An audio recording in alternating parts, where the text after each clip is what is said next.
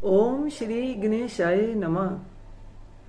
आज हम कर रहे हैं श्री शिव महापुराण के विधेश्वर संहिता के 11वें अध्याय का वर्णन, जिसे सुनने से पहले करते हैं भगवत नाम की माला। ओम नमः शिवाय, शिव जी सदा सहाय। ओम नमः शिवाय, शिव जी सदा सहाय। ओम नमः शिवाय, शिव जी सदा सहाय। शिवलिंग की स्थापना, उसके लक्षण और पूजन की विधि का वर्णन तथा शिव पद की प्राप्ति कराने वाले सत्कर्मों का विवेचन। ऋषियों ने पूछा, सूत जी, शिवलिंग की स्थापना कैसे करनी चाहिए, उसका लक्षण क्या है तथा उसकी पूजा कैसे करनी चाहिए, किस देश काल में करनी चाहिए और किस द्रव्य के द्वारा उसका निर्माण होना चाहिए। सूत जी ने कहा, महर्षियों, मैं तुम लोगों के लिए इस विषय का वर्णन करता हूँ, ध्यान देकर सुनो और समझो। अनुकूल एवं शुभ समय में किसी पवित्र तीर्थ में, नदी आदि के तट पर अपनी रुचि के अनुसार ऐसी जगह शिवलिंग की स्थापना करनी चाहिए जहां नित्य पूजन हो सके। पार्थिव द्रव्य से, जल में द्रव्य से अथवा तेजस पदार्थ से अपनी रुचि के अनुसार कल्पोक्त लक्षणों से युक्त शिवलिंग का निर्माण करके उसकी पूजा करने से उपासक को उस पूजन का पूरा फल प्राप्त होता है। संपूर्ण शुभ लक्षणों से युक्त शिवलिंग की यदि पूजा की जाए तो वह तत्काल पूजा का फल देने वाला होता है। यदि चल प्रतिष्ठा करनी हो तो इसके लिए छोटा सा शिवलिंग अथवा विग्रह श्रेष्ठ माना जाता है, और यदि अचल प्रतिष्ठा करनी हो तो स्थूल शिवलिंग अथवा विग्रह अच्छा माना जाता है। उत्तम लक्षणों से युक्त शिवलिंग की पीठ सहित स्थापना करनी चाहिए। शिवलिंग का पीठ मंडलाकार, गोल, चकोर, त्रिकोण अथवा खाट के पाए की भांति ऊपर नीचे मोटा और बीच में पतला होना चाहिए। ऐसा लिंग पीठ महान फल देने वाला होता है। पहले मिट्टी से, प्रस्तर आदि से अथवा लोहे आदि से शिवलिंग का निर्माण करना चाहिए। जिस द्रव्य से शिवलिंग का निर्माण हो उसी से उसका पीठ भी बनाना चाहिए। यही स्थावर अचल प्रतिष्ठा वाले शिवलिंग की विशेष बात है। चल प्रतिष्ठा वाले शिवलिंग में भी लिंग और पीठ का एक ही उपादान होना चाहिए, किंतु बाण लिंग के लिए यह नियम नहीं है। लिंग की लंबाई निर्माणकर्ता या स्थापना करने वाले यजमान के 12 अंगुल के बराबर होनी चाहिए। ऐसे ही शिवलिंग को उत्तम कहा गया है। इससे कम लंबाई हो तो फल में कमी आ जाती है, अधिक हो तो कोई दोष की बात नहीं है। चर लिंग में भी वैसा ही नियम है। उसकी लंबाई कम से कम कर्ता के 1 अंगुल के बराबर होनी चाहिए। उससे छोटा होने पर अल्प फल मिलता है, किंतु उससे अधिक होना दोष की बात नहीं है। यजमान को चाहिए कि वह पहले शिल्प शास्त्र के अनुसार एक विमान या दिवाले बनवाए जो देवगणों की मूर्तियों से अलंकृत हो। उसका गर्भगृह बहुत ही सुंदर, सुदृढ़ और दर्पण के समान स्वच्छ हो। उसे 9 प्रकार के रत्नों से विभूषित किया गया हो। उसमें पूर्व और पश्चिम दिशा में 2 मुख्य द्वार हों। जहां शिवलिंग की स्थापना करनी हो उस स्थान के गर्त में नीलम, लाल वैदूर्य, श्याम, मरकत, मोती, मूंगा गोमेद और हीरा, इन 9 रत्नों को तथा अन्य महत्वपूर्ण द्रव्यों को वैदिक मंत्रों के साथ छोड़ें। सदोजात आदि 5 वैदिक मंत्रों द्वारा शिवलिंग का 5 स्थानों में क्रमशः पूजन करके अग्नि में भविष्य की अनेक आहुतियां दे और परिवार सहित मेरी पूजा करके गुरु स्वरूप आचार्य को धन से तथा भाई बंधुओं को मनचाही वस्तुओं से संतुष्ट करें। याचकों को जड़ अर्थात सुवर्ण, गृह एवं भू संपत्ति तथा चेतन अर्थात गौ आदि वैभव प्रदान करें। स्थावर जंगम सभी जीवों को यत्न पूर्वक संतुष्ट करके एक गड्ढे में सुवर्ण तथा 9 प्रकार के रत्न भरकर सधोजातादि वैदिक मंत्रों का उच्चारण करके परम कल्याणकारी महादेव जी का ध्यान करें। तत्पश्चात नाद घोष से युक्त महामंत्र ओंकार ओम का उच्चारण करके उक्त गड्ढे में शिवलिंग की स्थापना करके उसे पीठ से संयुक्त करें। इस प्रकार पीठ युक्त लिंग की स्थापना करके उसे नित्य लेप अर्थात दीर्घ काल तक टिके रहने वाले मसाले से जोड़कर स्थिर करें। इसी प्रकार वहां परम सुंदर वेर अर्थात मूर्ति की भी स्थापना करनी चाहिए।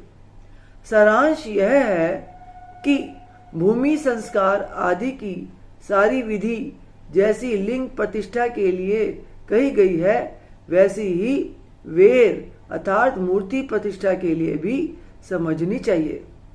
अंतर इतना ही है कि लिंग प्रतिष्ठा के लिए प्रणव मंत्र के उच्चारण का विधान है, परंतु वेर की प्रतिष्ठा पंचाक्षर मंत्र से करनी चाहिए।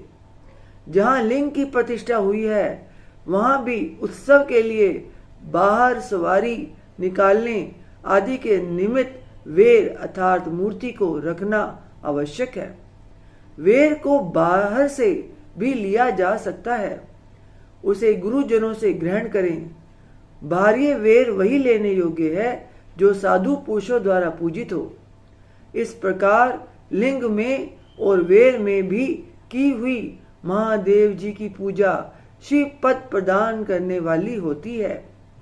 स्थावर और जंगम के भेद से लिंग भी 2 प्रकार का कहा गया है।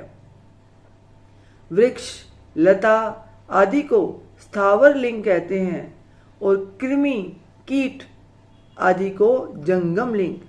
कृमि कीट अर्थात कीड़े स्थावर लिंग की सिंचने आदि के द्वारा सेवा करनी चाहिए और जंगम लिंग को आहार एवं जल आदि देकर तृप्त करना उचित है। उन स्थावर जंगम जीवों को सुख पहुंचाने में अनुरक्त होना भगवान शिव का पूजन है, ऐसा विद्वान पुरुष मानते हैं। यूं चराचर जीवों को ही भगवान शंकर के प्रतीक मानकर उनका पूजन करना चाहिए। इस तरह महालिंग की स्थापना करके विविध उपचारों द्वारा उसका पूजन करें। अपनी शक्ति के अनुसार नित्य पूजा करनी चाहिए तथा देवालय के पास ध्वजारोपण आदि करना चाहिए। शिवलिंग साक्षात शिव का पद प्रदान करने वाला है, अर्थात चर लिंग में षोडशोपचारों द्वारा यथोचित रीति से क्रमशः पूजन करें। यह पूजन भी शिव पद प्रदान करने वाला है।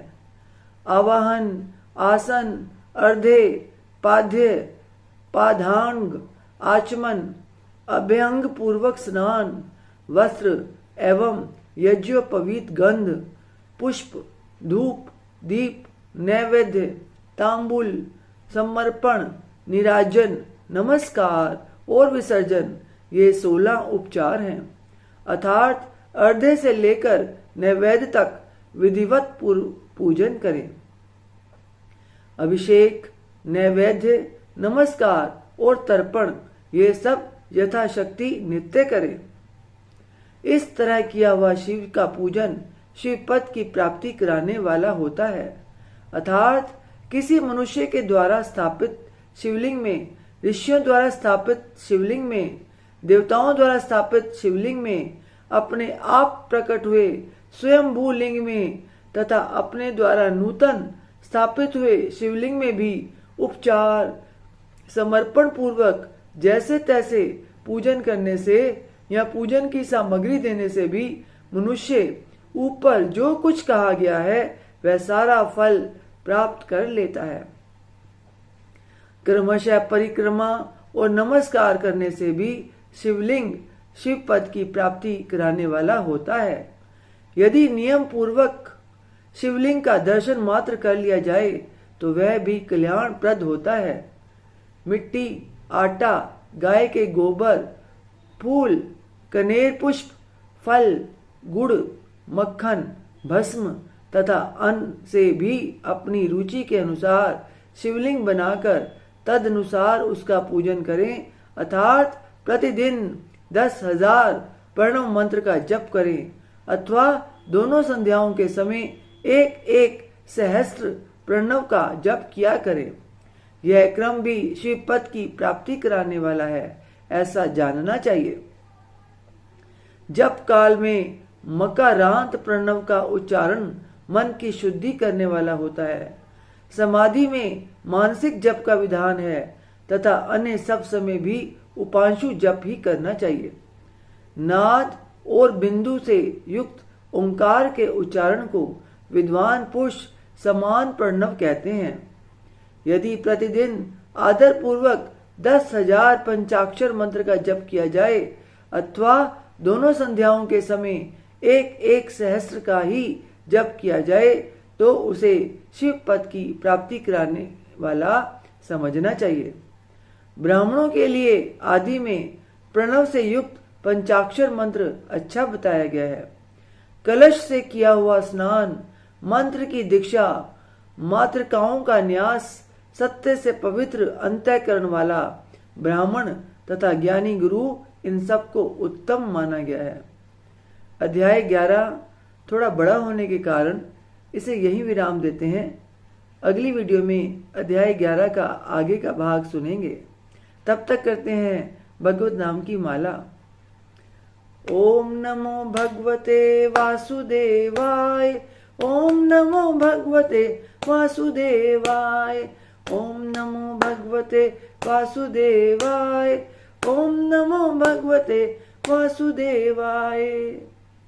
शिव जी को और विष्णु जी को एक दूसरे की पूजा करना बहुत अच्छा लगता है, इसलिए अब हम शिव जी का जाप करते हैं।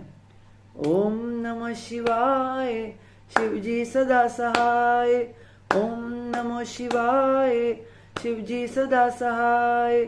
ओम नमो शिवाय, शिव जी सदा सहाय।